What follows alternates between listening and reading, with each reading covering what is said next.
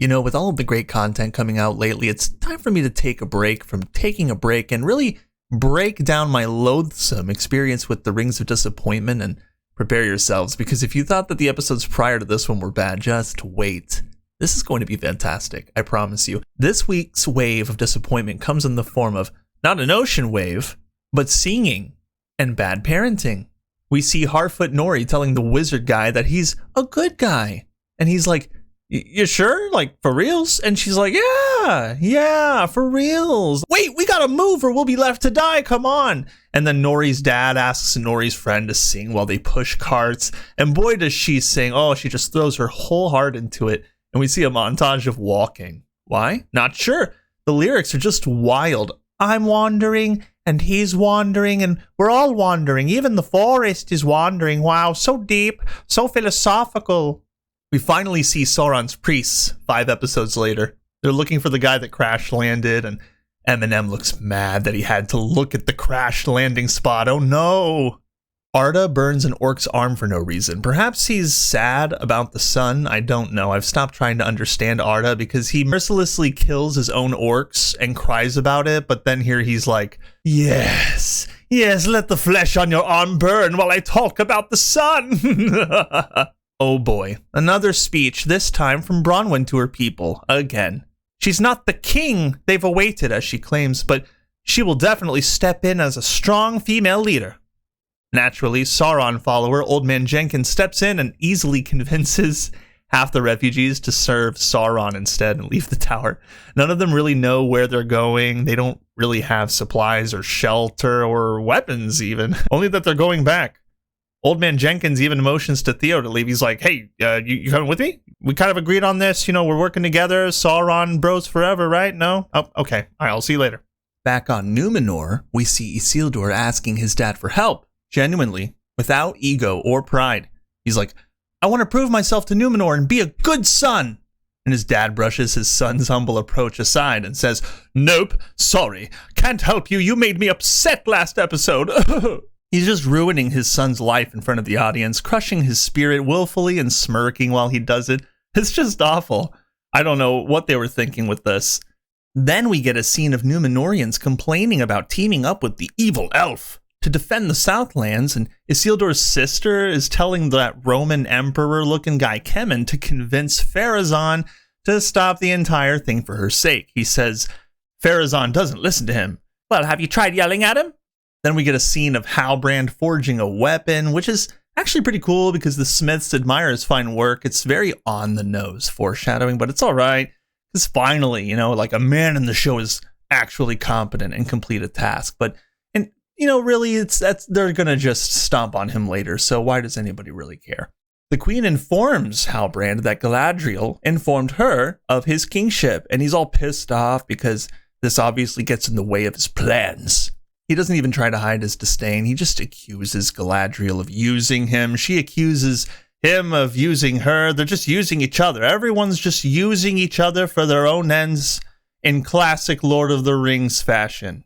Oh, and everyone loves to stand around maps for some reason. There are maps literally everywhere. On tables, on the floor, growing from trees. Just, it's Map City. Back to the Harfoots who are running behind at the back of the line. Literally, the wizard guy is like, easier in the dark. Really funny hearing him say these things because no one really listens to it. They just kind of tune it out. And he's all like, I'm peril. No, really, like I'm dangerous. I hurt people and stuff. And the Harfoot just keeps telling him, no, you're good. You're fine. You're totally here to help. Didn't you like see the fireflies? I mean, didn't you hear me say easier in the dark? I mean, I'm giving you like hella hints here, but hey, the plot says they can't piece that together yet. Remember, Amazon is hyping us up for a twist that no one will see coming. It's all part of the plan. Also, the mean lady who hates the Harfoot girls bothers Papa Harfoot about possibly, maybe leaving the Brandyfoots to die. I don't know. Like, Papa Harfoot, what do you think of that? He's always looking like he's waking up from a nap and people are just bothering him. He's like, I don't know. Should I leave them to die? Should I have that responsibility? I don't know. I'm just too sleepy to figure that out right now. Anyway, Nori and her Sam-like counterpart come across Wolf Prince and they're like, oh, wolves. And then they rush to tell the lady that hates them, hey, lady that hates us, there are wolves. And then the lady is like, oh my God, will you not be so loud? Ugh. This is all followed by a small chase sequence that begins with, oh. I'm serious, literally, oh. It's the most boring, non-scary grunt a wolf could ever make. And then after only 5 seconds of running, the 3 Harfoot girls get tired and stop next to a tree. The wolves catch up and Nori tries to grab a tree branch to attack it. Honestly, what is with characters in this show grabbing twigs and sticks to stab villains with? Is this going to be a thing in the future? Because if it is, who am I kidding? This show has no future. Wizard guy slaps the ground real hard and the air makes the bad wolves go away. But ouchie! He hurt his arm because he slapped the ground too hard. Aw. We then get to see probably the worst scene in the series by far, which is a controversial statement in itself because there are so many things in this show that come close to this scene in terms of quality. And that's saying very little because they're all bad scenes, but this one is definitely the worst. Galadriel tells Elendil his men's training is garbage. Well, why don't you teach them a thing or two? Show them some of that elf combat action. And Galadriel gets all excited. She loves the idea because she can't resist the idea of putting men in their place any chance she gets. Oh, look, see, she even broke a little smile, a little smirk right there. See? She gets a sick sense of twisted enjoyment out of this whole thing. Anyway, she then teaches a bunch of male Númenóreans how to fight using Isildur's best friend that no one cares about as a guinea pig.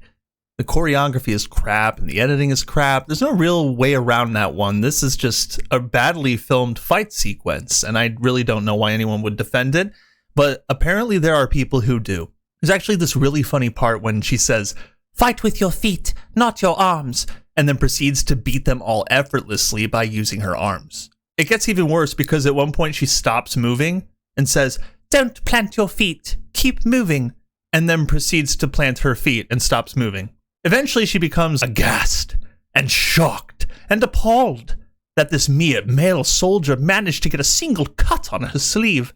And then the stupid friend guy wins a free promotion. Seriously, how do the Númenóreans survive for so long when they're handing out free promotions to anyone who can land a blow on an elf? Is that really what qualifies you as a leader?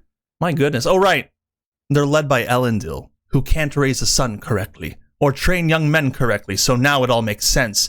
Elendil is just an idiot. And thank God, Galadriel, commander of all the armies ever in the whole world, is there to help. But don't get too excited because all of what I just mentioned is not even the worst part. The worst part of this scene is what happens to Isildur. Because while this is all going down, Isildur is just sitting on the sidelines, watching from afar as usual, wishing he could be in his friend's place. I feel the writers did this intentionally. If you recall from the last episode, the Númenóreans called on men and women to volunteer to fight for the Southlands, and Isildur's best friend is the first one to raise his hand to volunteer. Isildur only raises his hand right after. He's basically just following in the shadow of his friend's life. It's almost like this is supposed to be Isildur's story, but the writers put his best friend in his place instead. It's the only thing I can make sense of, and I think if they had put Isildur in these situations instead, the scene might have worked 10 times better. I mean, you would have had essentially Isildur fighting Galadriel and landing a cut on her. Isildur shaking hands with Halbrand, Sauron right after, which would have been astronomical foreshadowing. It's just insane to me that no one thought of this. Did they really hate Isildur's story so much so that they forcibly keep Isildur from doing anything heroic just to make people upset? They also have to make you feel bad about Isildur being completely left out and Shone being left out. Even the music accompanies this. It's just as sad and depressing as Isildur himself. I can't believe what they've done to his character. It's laughable. Oh, right. He blows up a boat later. But we'll get to that. Then there's the scene of Pharazôn and the insufferable love interest to Isildur's sister Kemen. Kemen says, "You shouldn't go to war because my dad doesn't like to take orders from elves." And Pharazôn then nods to random people around him. And they leave like it's some kind of a secret that everyone except the queen hates Galadriel, including the audience, who were brave enough to watch this piece. So he tells the guy, when this is all over, the elves will be taking orders from us.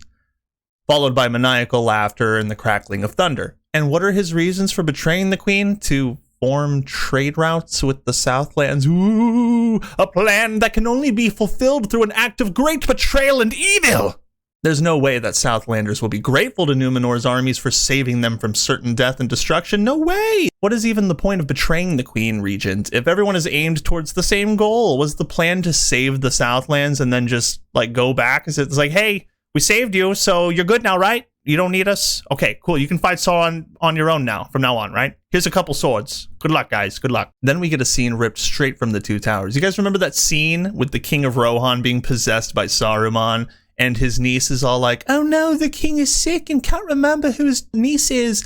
And then, oh wait, he remembers for a second and it's gone. Well, that basically happens here.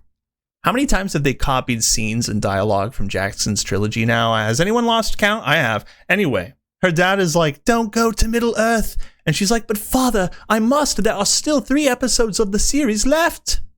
Not really. He's like, don't go. All that awaits you is darkness. And then she's like, no. Not darkness. We jump back to Nori and the wizard guy. Wizard guy tries to heal his arm with ice powers. And Nori gets her hand stuck on his arm because she couldn't just let him heal himself without pestering him in some way. And now ice is covering her arm. They're connected now because of the ice powers, see? She feels what he's feeling and it scares her. And then the wizard mumbles some random stuff. Maybe black speech? Who knows? I don't think anyone knows. I don't even think the diehard Rings of Power fans know. Nevertheless, after he says this, he moves the air again and freaks Nori out, who leaves. Wizard guy is all excited about his powers, which means he's Sauron, right? He's gotta be. Amazon, stop pulling my leg. They just get me every darned time. We then jump over to Durin having dinner with his best friend and possible future lover, Elrond.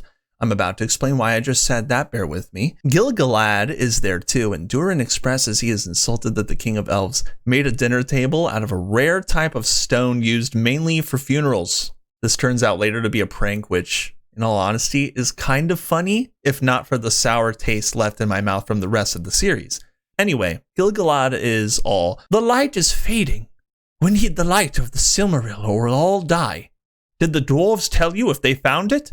And Elrond is like, our people may be dying, but my friendship with Durin is also at stake. And gosh darn it, I'm going to see it through. After all, I did miss the birth of his babies. And Gil-galad is like, wait, no, Elrond, did you not just hear me? The world is ending. How is this even a hard choice? Like, don't be ridiculous. And Elrond is like, friendship!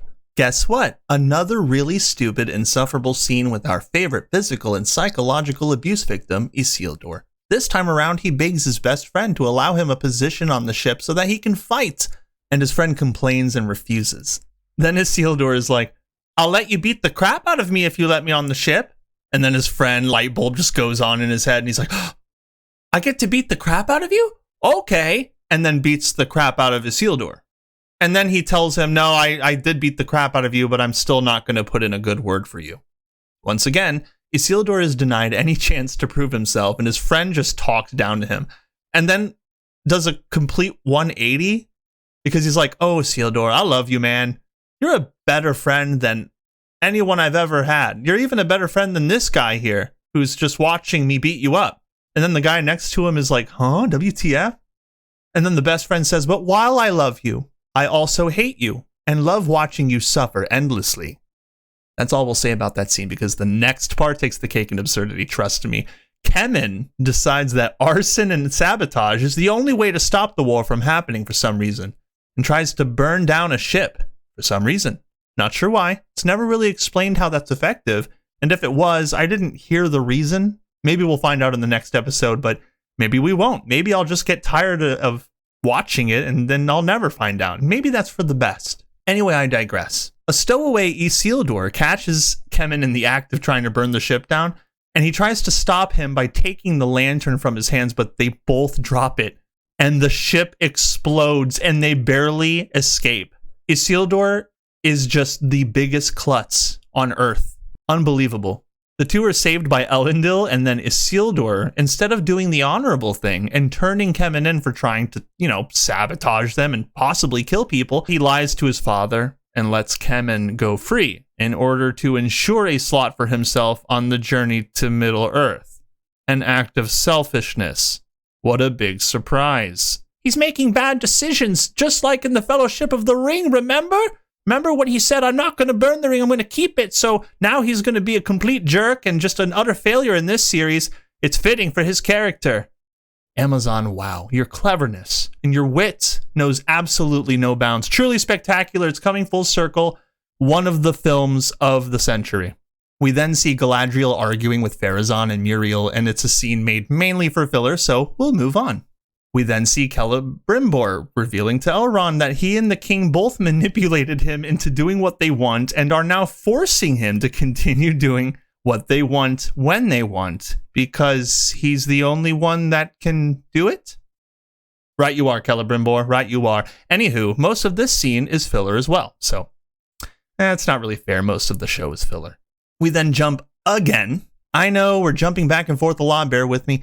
Galadriel attempts to convince Halbrand to show up to the Queen's Court and approve the voyage to Middle-earth or whatever. If it seems I'm losing interest in even talking about it, it's because I am, and I felt the exact same way at the same point in this episode while I was watching it. But after Halbrand initially refuses to help Galadriel, the she-elf finally, after 4 episodes, shows him some genuine emotion and care for his well-being after she reveals to him that she's consumed by vengeance for her brother's death. Big shocker. This, oh my goodness, my mind is blown. This moves Halbrand, of course. And you know, it's a better conversation than the ones they've had in basically every other Rings of Power episode, but it's still bad. And that's sad. And that rhymed. It's actually a bit of a missed opportunity on their part. Improvement comes from embracing what comes naturally. Because when Galadriel mentions that sometimes to find the light, you must first touch the darkness, he says, what do you know about darkness? Dude, they really should have leaned into that. Like, explore a scene in which Halbrand explains to Galadriel just how little she knows about evil. And just how cunning evil can be. That it can be right in front of her face, and she wouldn't even know it. That the trust or love that she may have developed for another person could be based on a lie that she was told. A person ready to take her life just as fast as they once embraced her. I'm just spitballing, but you see what I'm saying, right? I mean, they could have done something awesome with the dialogue on that, but they didn't do that either. She told Halbrand about her brother and her vengeance instead, yada yada, don't abandon your people, be a man, like me, says Galadriel. We then switch to Adar, father of orcs, which sounds really stupid when I say it, talking to Waldreg, the old guy who's been simping for Sauron ever since the beginning. Waldreg is all, you're Sauron, right? Like the guy I'm supposed to serve? I kind of brought all these people here, and we want to help you conquer everything. Is that all cool? And Adar just choke slams him with full elven strength, just kaboom. He knocks the dude on his back so hard that the poor old man is like, you know what? I could just serve you, be your servant. I'm good with that too. Like 100%, just don't kill me. But Papa Adar ain't having it and forces Waldreg to kill that one annoying kid, Rowan, as a blood pact. As Waldreg helplessly approaches with orc knife in hand, Rowan lets out the cringiest voice-cracking screech I've ever heard, and then in likened fashion unto Tolkien's works, is killed off screen. Or maybe not. We didn't see it. It didn't happen on screen, so maybe he's still alive. There's also a scene with Arondir and Theo. Arondir sees that Theo shoots like crap with the bow and arrow, and he's like, you need to aim better. And Theo, being no friend of mine, complains that he shouldn't be taught to shoot and that it's pointless and that everyone's going to die anyway. Arondir's like, well, they're definitely going to die with that attitude. Well, actually, he says, well, you need to be stronger because I plan to be your brother-in-law one day. Now, lift your aim. Your sister is watching. He doesn't say that either. But I have to make this stuff up because it's a lot more entertaining than the show itself. Thanks for telling me to lift my aim. Here's the dark magic sword that I was keeping secret from you all this whole time. And then Arondir is like, oh my god, I have totally seen this before. It's like on the wall of this watchtower and it's like within walking distance. Come on, let's go. Oh yeah, and then Arondir tells Bronwyn about Adar's plan to kill everyone unless they swear fealty. To which Bronwyn says, well, we're screwed. Pack it up, everybody. We're going to Sauron. And Arondir cannot even with her right now.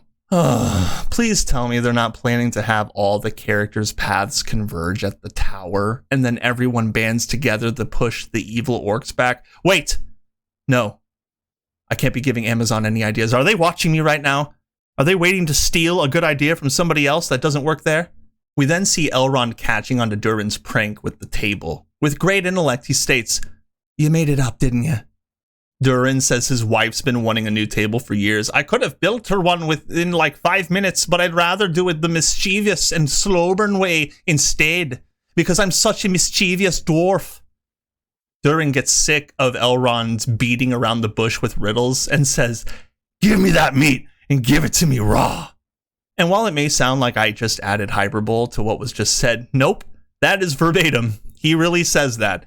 There's even a long, awkward pause to allow the joke to settle in on our psyche, designed only to torture the very essence of our souls. But yeah, Elrond reveals the truth about the elves' mission to get the Silmarils from the dwarves, and that they either have to leave by spring or die. And Durin gloats about having the fate of the entire elven race in his hands before finally giving Elrond a small win. "Let's go convince me father. He'll surely say yes." I know the accent's terrible, I'm sorry. Now the epic conclusion of the episode, accompanied by crazy orchestra music from the great Bear McCreary, shot on digital cameras worthy of the Eldar's light and cheered on by only 3 citizens? A gigantic army of maybe 70 men? Prepare to set sail for the Southlands, but not before ensuring, with absolute certainty, that the spirit of Isildur, son of Elendil, future killer of Sauron, completely and entirely broken by his friends and family before departing, because, oh my god, look, he was let back into the garden. Isildur is all happy about it, but his sister is all pissed at him for being happy and looks so concerned that Isildur is finding any morsel of joy in this awful, lifeless, and absurd world. Or maybe she's pissed because she's a racist and hates that Isildur is fighting alongside elves. Who knows? Who cares? Either way, she's pissed and takes me completely out of the moment. Why do writers do things like this? Moments of glory and, for what it's worth, marching down the streets in shining armor, signaling anticipation of greatness in the near future, and then minor characters show up and find a way to ruin the mood? My point is, Isildur's sister is a buzzkill. Oh, and speaking of Isildur, as if everything else that's happened to him in this single episode wasn't enough, his friends are there on the boat to berate him as soon as he boards a departing ship. "Looks like your dad pulled some strings for you, big shocker." And for a moment, Isildur tries to stick up for himself and say, I earned my place, same as you, even though he didn't earn it and his spot was based on a lie. But forget about that, because he doesn't even finish his sentence before his dad shows up and he's all like, hey, whoa, stop standing up for yourself. What do you think you're doing? But I thought I was on the cavalry, Dad. Like, what's going on? You are. Sweep the floors. And of course, his friends start laughing at him and his dad laughs at him. We all laugh at him because this is the most absurd method of psychological torture I have ever seen a beloved Tolkien character being put through, and that's saying something because the main character of the show is freaking Galadriel, commander of the armies who killed the Orc Scourge at first light. Speaking of strong elf woman with 18 different orc slaying titles, here comes perfect, amazing Galadriel. Her arrival and presence assisted by the swelling tunes of Bear McCreary once again as she walks pristinely past the frumpy, sad Númenorian guards. She beelines over to Halbrand and is like, yo, and he's like, yo, and then they clasp arms, whoopsh, and then the camera zooms out and we see that the boats still haven't left after 5 episodes, and then the scene ends on a huge orchestral note as if J.A. Bayona and Patrick McKay accomplished something and closed an important chapter. These guys are so delusional. They really have no idea how much everyone actually hates this show. The only thing I've learned from the last 5 episodes of Rings of Power is that the sea is always right, which I believe to be true now because I desperately want to see the city be destroyed by a giant ocean wave in classic Roland Emmerich style. Congratulations, you've made us all root for Sauron and we don't even know who he is. I'm actually conflicted about reviewing this series any further. I really am only watching it at this point now for the sake of my own sanity, so that I can rest happily assured that I would never create such a travesty, that I would never write mediocrity at such an expensive scale. Holy crap. Amazon never stood a chance. $1 billion, a studio with over 1,000 people, and they couldn't even scratch the surface of J.R.R. Tolkien's incredible mind. I hope you all have a beautiful day. Like and share this video. Click the bell for notifications and subscribe. I will see you all next time.